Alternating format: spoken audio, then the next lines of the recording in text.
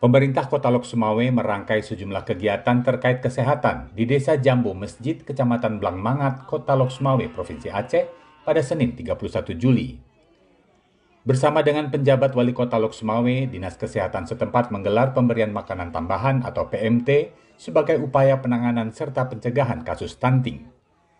Selain itu juga dilakukan edukasi sanitasi di sejumlah rumah warga yang menjadi salah satu penyebab timbulnya masalah kesehatan, bahkan bisa memicu timbulnya stunting pada anak. Menurut penjabat Wali Kota Imran, pemberian edukasi kepada masyarakat telah menjadi tugas pemerintah serta elemen terkait lainnya. Namun dibutuhkan kesadaran dan pemahaman oleh masyarakat untuk melakukan perubahan ke arah kehidupan sosial yang lebih baik. Itu kan udah masalah ke masyarakat. Kalau masalah ekonomi, saya pikir ya dengan beberapa bantuan yang diberikan oleh pemerintah, sebenarnya kalau kita bisa tangani itu bisa kita tangani. Ya. Tapi kembali lagi kepada kesadaran masyarakatnya, mau nggak itu untuk berubah itu menjadi lebih baik. Imran mencontohkan masih ada sebagian masyarakat yang memiliki kebiasaan buang hajat di tepi-tepi pantai yang tetap akan menjadi sasaran edukasi oleh pemerintah Lok Sumawe.